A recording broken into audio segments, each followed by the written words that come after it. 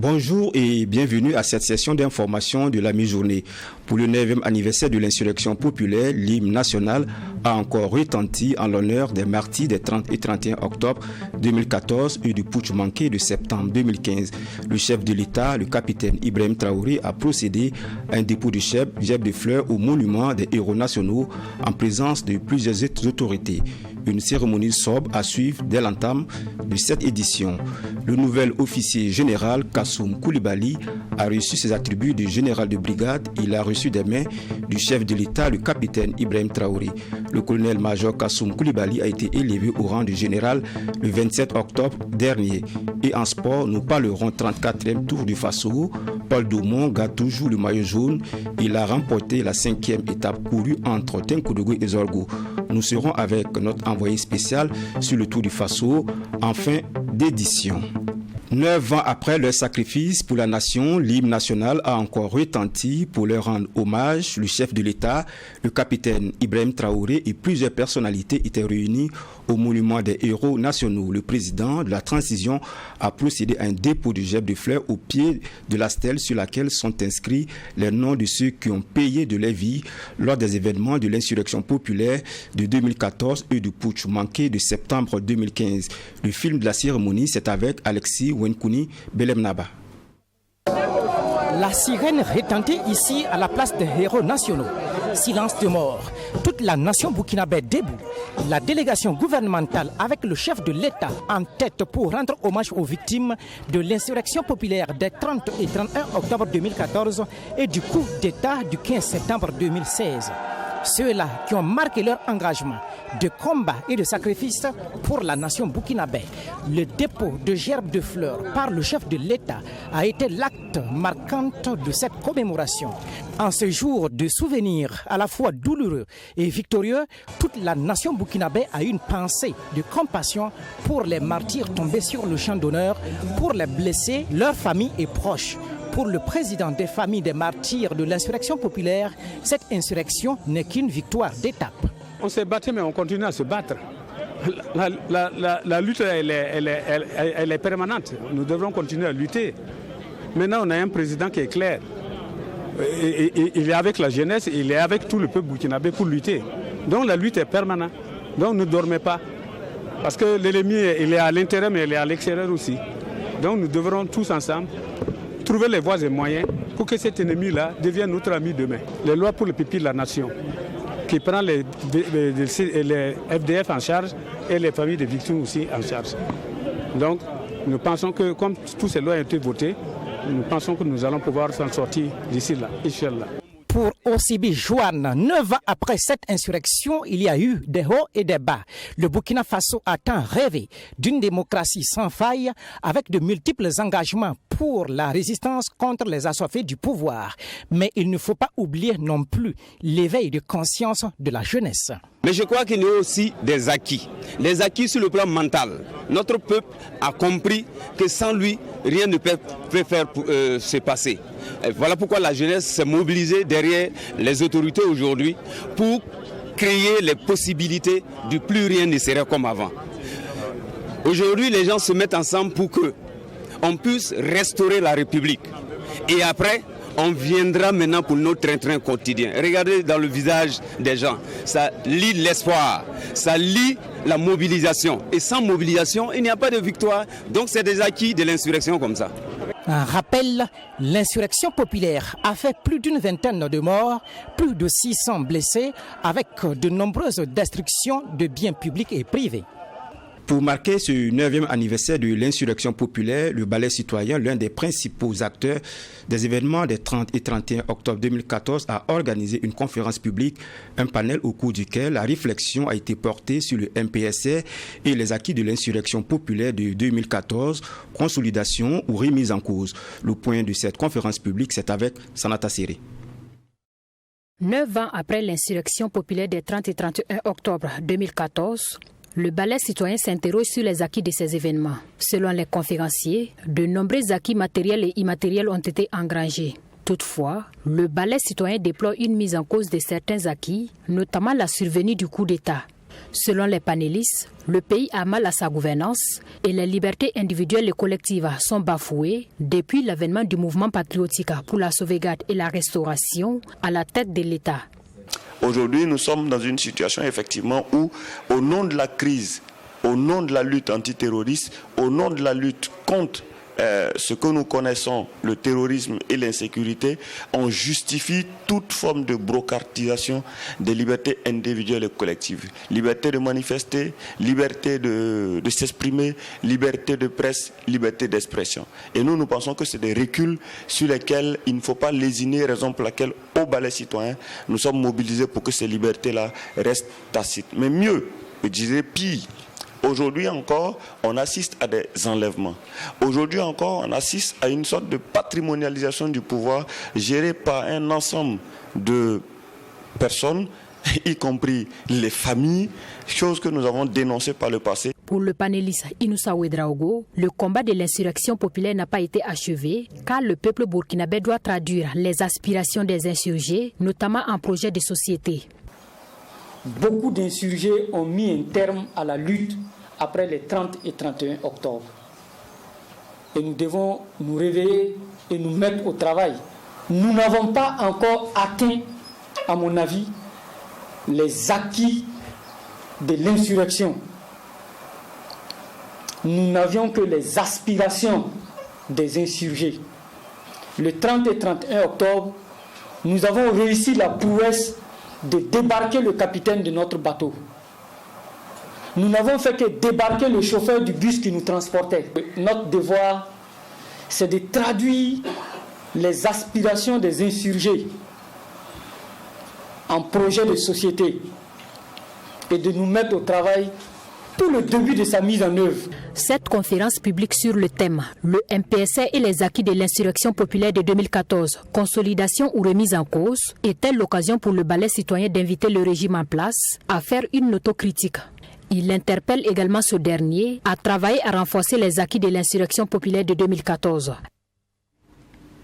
Direction la ville de Sia pour parler aussi 9e anniversaire de l'insurrection populaire où une de nos équipes a rencontré Salif Nikima qui a pris part aux événements des 30 et 31 octobre 2014, tout comme le journaliste Oussini Bansé qui a suivi de près les événements à Bobo Dioulasso. 9 ans après, ils nous partagent leurs expériences et souvenirs. C'est avec Joseph Koudougou.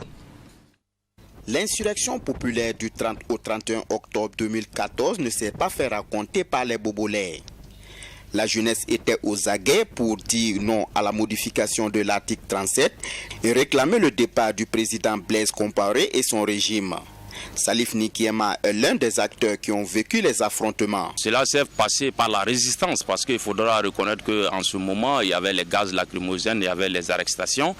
Plusieurs des camarades ont été arrêtés, mais nous avons tenu à rester dehors, nuit comme toujours. De l'autre côté aussi, il y avait les adversaires.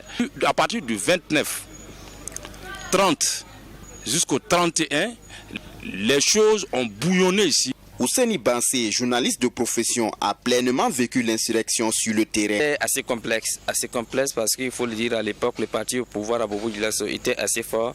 C'était du temps du maire Salia Sanou. Et Sungalo Ouattara était le président, c'est un fils de la région, il était le président de l'Assemblée nationale. Du coup, les acteurs politiques nationaux étaient suffisamment représentés à Bobo Dioulasso. Ils étaient totalement braqués aussi contre toute cette force mobilisatrice. Moi, ce qui m'a marqué, c'est qu'à l'époque, tous les camps, quand je dis tous les camps, c'était ceux qui étaient pour la modification de l'article 37 et ceux qui étaient contre la modification de l'article 37. Tous les camps, en fait, usaient du mensonge, de la manipulation et étaient contre toute idée de synthèse, de vérité. 9 ans après l'insurrection populaire, quel bilan pouvons-nous tirer? Les avis sont partagés entre Ouseni Bansé et Salif Nikiema. On ne va pas regretter l'insurrection. À l'époque, c'était nécessaire, c'était intéressant et c'était une lutte noble. Maintenant, l'après-insurrection, ça aussi, il faut le dire, l'après-insurrection a été très mal gérée. Parce que du temps de l'insurrection, les Burkinabés étaient pour des valeurs, les valeurs d'intégrité, les valeurs de démocratie. Mais juste après l'insurrection, vous avez vu, on a eu des élections, il y a eu un parti formel qui a pris le pouvoir et tout ceci a été mis en cause. La malgouvernance, la malversation, l'utilisation des ressources, la boulimie des gouvernements locaux.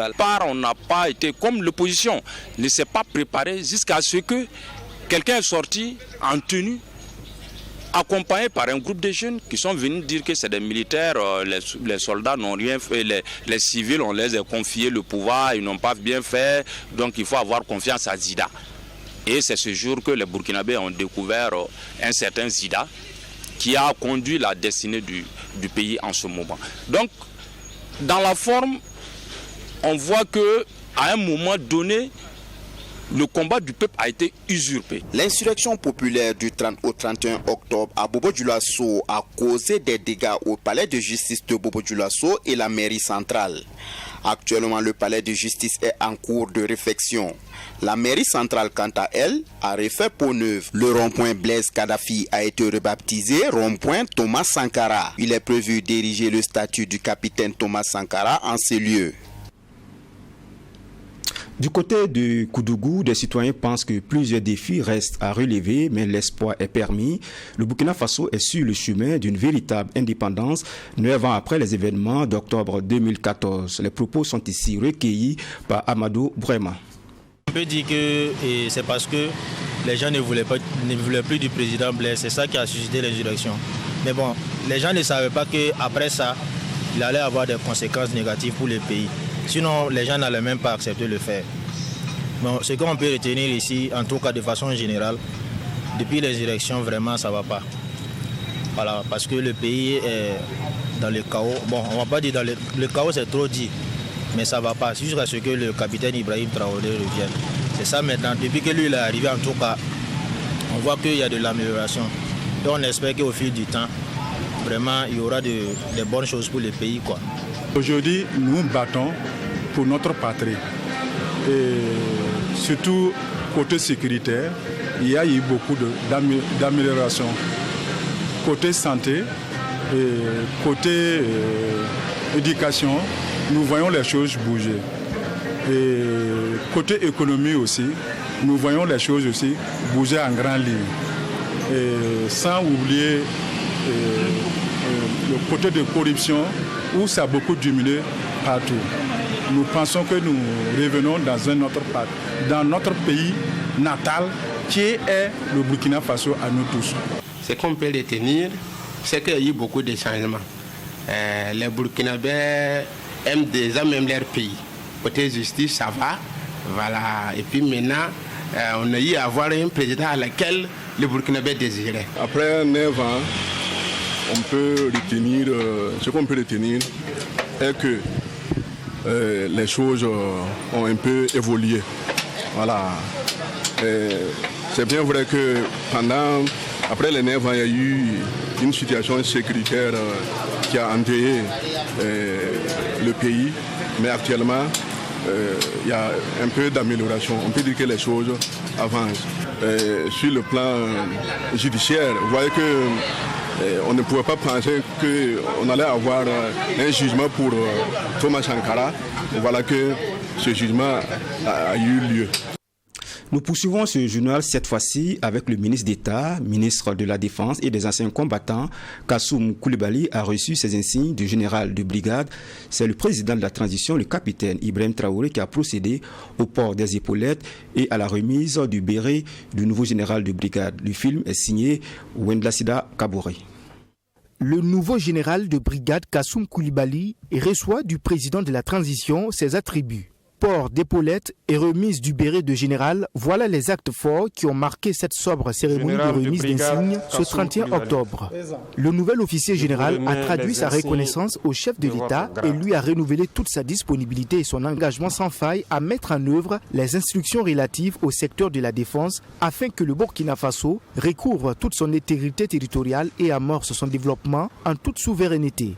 Le général Kassoum Koulibaly a aussi dédié sa nomination à l'ensemble des forces combattantes et particulièrement à la mémoire de tous ces vaillants soldats, personnels des forces de sécurité intérieure et VDP tombés en héros pour l'honneur de la patrie.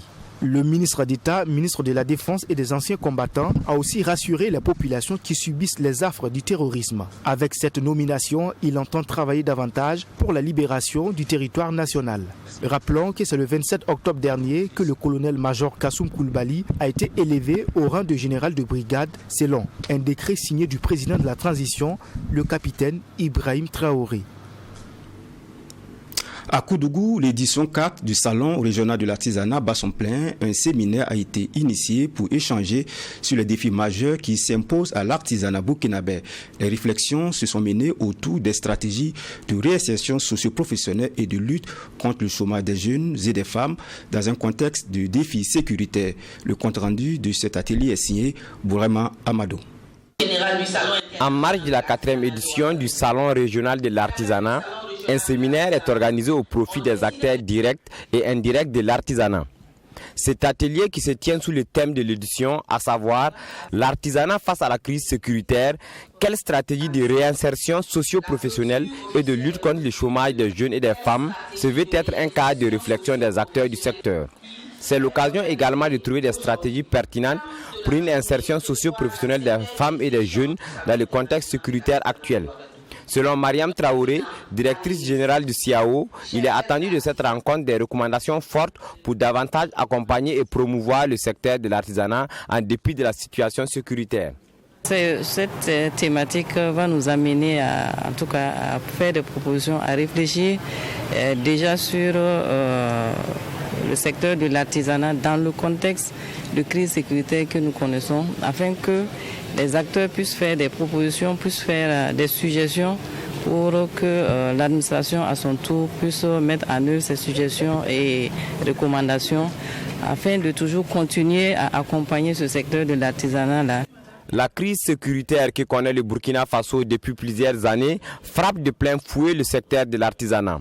Beaucoup d'aspects de l'artisanat sont impactés par cette crise, a laissé entendre Seydou Tou, directeur général de la Chambre des métiers et de l'artisanat du Burkina Faso. Ce sont entre autres la disponibilité des ressources financières pour accompagner les acteurs et les besoins de formation. Cependant, des actions sont menées pour permettre aux artisans de faire face à ces difficultés. Le plan financement, nous avons contracté avec un certain nombre d'institutions financières pour voir dans quelle mesure elles peuvent accorder des financements à des conditions suffisamment allégées. Sur le plan formation, parce que nous savons que la formation est un élément déterminant, nous avons élaboré un certain nombre de modules pour renforcer leurs capacités et les aider à pouvoir faire face en tout cas à leurs problèmes de finition.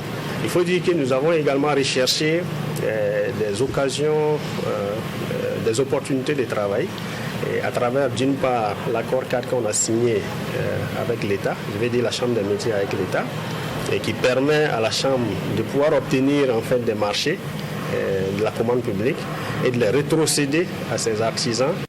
Le salon de l'artisanat est très bien accueilli par les premiers responsables de la région du Centre-Ouest. Pour Séverin Sommet, secrétaire général de la région du Centre-Ouest, représentant le gouverneur de la région, ce séminaire organisé à l'occasion du Sahara 2023 est une occasion pour les acteurs du domaine de s'imprégner des questions relatives à l'artisanat et surtout participer aux réflexions pour permettre au Burkina Faso d'avoir un artisanat résilient. Mon souhait, c'est que tous les acteurs qui sont venus pour être témoins de ce séminaire-là repartent effectivement à la gaillardie de tous les conseils et de toutes les informations qu'on leur doit donner, histoire de permettre d'être encore plus résilients dans un contexte actuel que vit notre pays. La 4e édition du Salon régional de l'artisanat se tient du 26 octobre au 1er novembre 2023 dans la ville de Koudougou. Au programme, des expositions, ventes, des rencontres professionnelles et une compétition entre artisans, entre autres. On termine ce journal en sport avec les échos du 34e Tour du Faso. Le Burkinabé Paul Doumon garde toujours le maillot jaune. Il a remporté la 5e étape courue entre Tinkodougou et Zorgo, longue de 75,400 km. Paul Daumont l'a parcouru en 1h33 minutes 27 secondes. C'est aussi sa 3e victoire d'étape depuis le début de la compétition qui lui permet de conserver le maillot du leader. Pour cette 5e étape, Paul Daumont a raflé tout sur son passage. Il s'agit des maillots des leaders, du maillot vert du classement au point, du maillot rose des points chauds et bien évidemment du maillot du premier burkinabé. Les échos de cette étape avec notre envoyé spécial Assami Tiemtoré.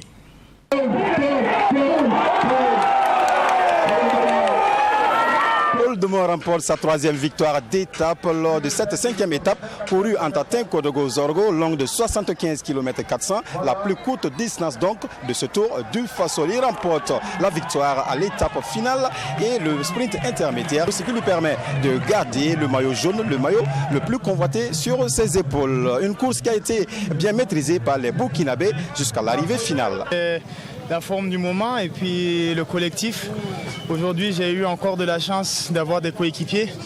On a vu qu'après le deuxième sprint intermédiaire, l'équipe de la Belgique a mis un gros tempo pour éclater entre guillemets le peloton. Donc à un moment donné, je me suis retrouvé un peu seul, mais derrière, voilà, mes coéquipiers ont fait le forcing pour me rattraper et ils ont tout de suite compris qu'il fallait aller rouler. Donc ils m'ont fait confiance pour le sprint. Et voilà, ils ont essayé d'amener ça groupé pour que je puisse viser l'étape. C'est juste qu'à un moment donné, il a fallu que je prenne bien sûr mes responsabilités. C'est pas des vacances, le maillot jaune. Il y a des moments aussi, il faut voilà, pouvoir taper du poing sur la table et répondre soi-même. Donc voilà, j'ai fait une partie du travail, mais après, voilà, dans le final, on a vu que les 5 derniers kilomètres ont été contrôlés par les Burkinabés. Les autres équipes ont été obligées de suivre notre tempo. Et voilà, dans le final, bon, j'ai essayé de donner tout ce que je pouvais et bon, ça va, j'ai eu la chance de gagner. Après donc 5 étapes parcourues, nous sommes qu'à mi-chemin du Tour du Faso. Le plus dur reste donc à faire. Paul en est conscient. Pour garder le maillot jaune, il faut cravacher dur pour pouvoir être toujours le meilleur. Il faut toujours rester vigilant. On n'est qu'à la moitié du tour. Hein. Il reste encore beaucoup d'étapes, donc on reste vigilant. On essaie de grappiller ce qu'on peut grappiller. On essaie de faire attention aux différents pièges. Mais voilà, on reste quand même conscient qu'il y a encore beaucoup de travail. Ce n'est plus un secret. Les ambitions de Burkina Faso sont connues. Garder le maillot jaune sur les épaules de Paul Daumont ou d'un autre Burkinabé. L'entraîneur national a sa petite idée pour permettre donc à ce Burkinabé de garder toujours le maillot et les consignes ne changent pas non plus. On est déjà à la moitié. Je pense que tout n'est pas fait. On est toujours à des secondes. Donc je pense que les étapes à venir, on va continuer de se battre et d'améliorer. Et pour terminer avec le maillot. En tout cas, on observe que le maillot est en train de prendre forme. Et on renforce les acquis et les motivations sont encore poussées. Il y a une dynamique de course qui se dessine aussi à l'échelon course, surtout au niveau des Burkinabés. C'est bon à prendre, mais en ce qui me concerne, l'objectif, c'est le 5 soir avec le maillot jaune. Paul Daumont parcourt cette petite distance de 75 km à Tinkodougou-Zorgo en 1h33 minutes et 27 secondes avec une vitesse moyenne de 48 km/h. En plus du maillot jaune que Paul garde sur ses épaules et conserve le maillot vert, le maillot au point. Le maillot du meilleur burkinabé lui revient également, ainsi que le maillot des sprints intermédiaires. Paul rafle donc tout sur cette étape Tinkodougou-Zorgo, longue de 75 km. La prochaine étape, c'est Ouagadougou-Koudougou, longue de 122 km, avec 3 points chauds à disputer. C'est la fin de cette édition. Merci de rester fidèle au programme de la télévision True TV.